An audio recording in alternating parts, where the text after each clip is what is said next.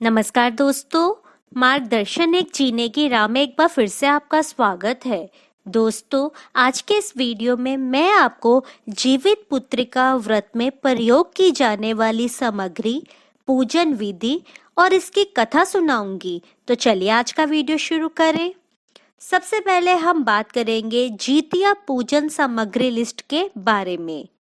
कुश, जीमूत वाहन की प्रतिमा बनाने के लिए, गाय का गोबर, चील व सियारिन बनाने के लिए, अक्षत यानी चावल, पेड़ा, दुर्वा की माला, पानो सुपारी, लौंग और इलायची, श्रृंगार का सामान, सिंदूर, पुष्प, गांठ का धागा, धूप दीप, मिठाई, फल, फूल, बांस के पत्ते, सरसों का तेल। अब हम बात करेंगे जीवित पुत्रिका व्रत पूजन विधि के बारे में। जितिया के दिन महिलाएं सुबह सूर्योदय से पहले उठकर स्नान कर स्वच्छ हो जाएं। इसके बाद निर्जला व्रत का संकल्प लें। फिर पूजा स्थल पर गंगा जल का छिड़काव करें। इसके बाद गाय के गोबर को पूजा स्थल पर लीपे। फिर वहां एक छोटे से तालाब का निर्माण करें। फिर कुश में जीमूत वाहन की मूर्ति बनाएं। इसके बाद एक जल का पात्र लें। फिर जल के पात्र में कुश से बनाई गई जीमूत वाहन की मूर्ति स्थापित करें। प्रतिमा पर धूप, दीप, रोली, चावल, पुष्प आदि चढ़ाएं। इसके बाद गाय के गोबर से चील या सियारिन की प्रतिमा का निर्माण करें। फिर प्रतिमा के माथे पर लाल सिंदूर का टीका लगाएं।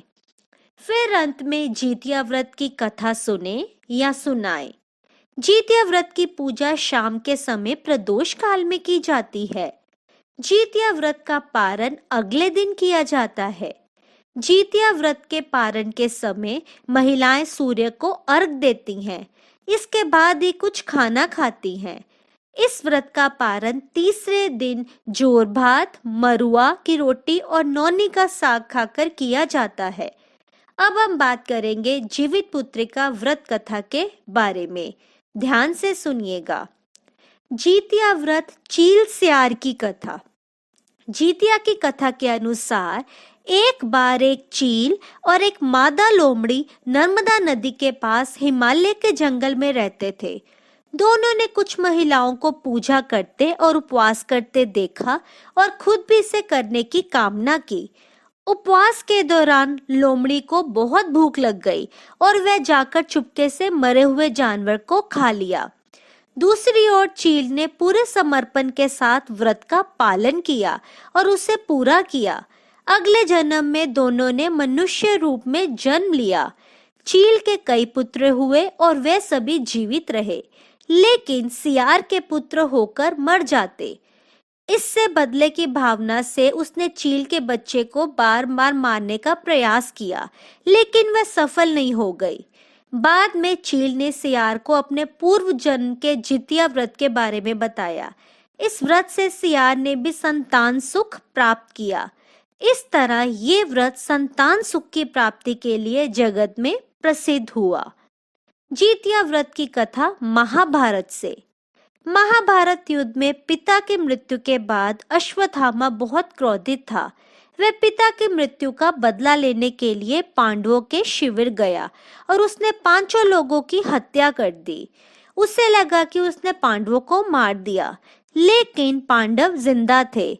जब पांडव उसके सामने आए तो उसे पता लगा कि वह द्रौपदी के 5 पुत्रों को मार आया है। यह सब देखकर अर्जुन ने क्रोध में अश्वत्थामा को बंदी बनाकर दिव्य मणि छीन ली। अश्वत्थामा ने इस बात का बदला लेने के लिए अभिमन्यु की पत्नी उत्तरा के गर्भ में पल रही संतान को मारने की योजना बनाई। उसने गर्भ में पल रहे बच्चे को मारने के लिए ब्रह्मास्त्र चलाया, जिससे उत्तरा का गर्भ नष्ट हो गया। लेकिन उस बच्चे का जन्म लेना बहुत जरूरी था, इसलिए भगवान कृष्ण ने उत्तरा के मृत बालक को फिर से जीवित कर दिया। गर्भ में मरकर जीवित होने की वजह से इस तरह उत्तरा के पुत्र का नाम जीवित पुत्रिका और परीक्षित हुआ। तब से संतान की लंबी आयु के लिए जितिया व्रत किया जाने लगा। ज्योतिया व्रत की पौराणिक कथा। गंधर्वों के राजकुमार का नाम जीमूतवाहन था। वह बड़े उदार और परोपकारी थे। जीमूतवाहन के पिता ने वृद्धावस्था में वानप्रस्थ आश्रम में जाते समय इनको राज सिंहासन पर बिठाया, किंतु इनका मन राजपाट में नहीं लगता था। वह राज्य का भार अपने भाइयों पर छोड़कर स्वयं वन में पिता की सेवा करने चले गए।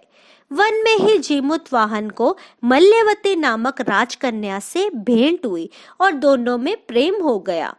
एक दिन जब वन में भ्रमण करते हुए जीमूतवाहन काफी आगे चले गए, तब उन्हें एक वृद्धा विलाप करते हुए दिखी। पूछने पर वृद्धा ने रोते हुए बताया, मैं नाग वंश की स्त्री हूँ, मुझे एक ही पुत्र है। पक्षीराज गरुड़ के कोप से मुक्ति दिलाने के लिए नागों ने व्यवस्था की है कि वे गरुड़ को प्रतिदिन भक्षण हेतु एक युवा नाग सौंपते हैं। आज मेरे पुत्र शंखचूड़ की बलि का दिन है। आज मेरे पुत्र के जीवन पर संकट है और थोड़ी देर बाद ही मैं पुत्र विहीन हो जाऊंगी। एक स्त्री के लिए इससे बड़ा दुख क्या होगा कि उसके जीते जी उसका पुत्र ना रहे। जीमूतवाहन को यह सुनकर बड़ा दुख हुआ। उन्होंने उस वृद्धा को आश्वस्त करते हुए कहा, डरो मत, मैं तुम्हारे पुत्र के प्राणों की रक्षा करूंगा। आज उसके स्थान पर स्वयं मैं अपने आप को उस लाल कपड़े में ढककर वध्यशिला पर लेटूंगा, ताकि गरुड़ मुझे खा जाए पर तुम्हारा पुत्र बच जाए। इतना कहकर जीमूतवाहन ने शंखचूड़ के हाथ से लाल कपड़ा ले लिया और वे उसे लपेटकर गरुड़ को बलि देने के लिए चुनी गई वध्यशिला पर लेट गए। नियत समय पर गरुड़ बड़े वेग से आए और वे लाल कपड़े में ढके जीमूतवाहन को पंजे में दबोचकर पहाड़ के शिखर पर जाकर बैठ गए। गरुड़ ने अपनी कठोर चोंच से प्रहार किया और जीमूतवाहन के शरीर से मांस का बड़ा हिस्सा नोच लिया।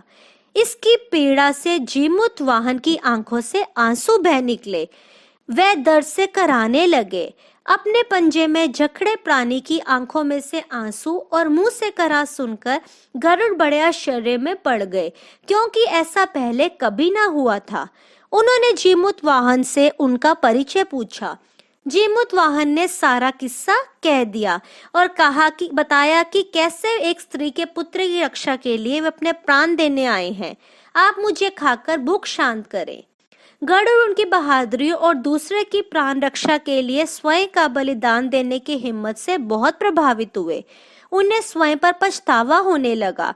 वह सोचने लगा कि एक ये मनुष्य है जो दूसरे के पुत्र की रक्षा के लिए स्वयं की बलि दे रहा है, और एक मैं हूँ जो देवों के संरक्षण में हूँ किंतु दूसरों की संतान की बलि ले रहा हूँ। उन्होंने जीमूतवाहन को मुक्त कर दिया। गरुड़ ने कहा, हे उत्तम मनुष्य, मैं तुम्हारी भावना और त्याग से बहुत प्रसन्न हूँ।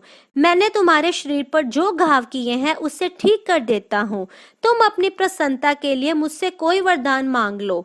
राजा जीमूतवाहन ने कहा कि हे पक्षीराज, आप तो सर्वसमर्थ हैं। यदि आप प्रसन्न हैं और वरदान देना चाहते हैं तो आप सर्पों को अपना आहार बनाना छोड़ दें। आपने अब तक जितने भी प्राण लिए हैं उन्हें जीवन प्रदान करें। गरुड़ ने सबको जीवन दान दे दिया और नागों की बलि न लेने का वरदान भी दिया। इस प्रकार जीमूतवाहन के साहस से नाग जाति की रक्षा हुई। गरुड़ ने कहा, तुम्हारी जैसी इच्छा वैसा ही होगा। हे राजा, जो स्त्री तुम्हारे इस बलिदान की कथा सुनेगी और विधि पूर्वक व्रत का पालन करेगी, उसकी संतान मृत्यु के मुख से भी निकल आएगी।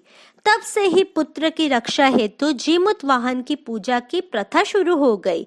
ये कथा कैलाश पर्वत पर भगवान शंकर ने माता पार्वती को सुनाई थी। दोस्तों, ये था मेरा आज का वीडियो। आशा करती हूँ आपको पसंद आया होगा। पसंद आया तो लाइक, शेयर और मेरे चैनल को सब्सक्राइब करिएगा। धन्यवाद।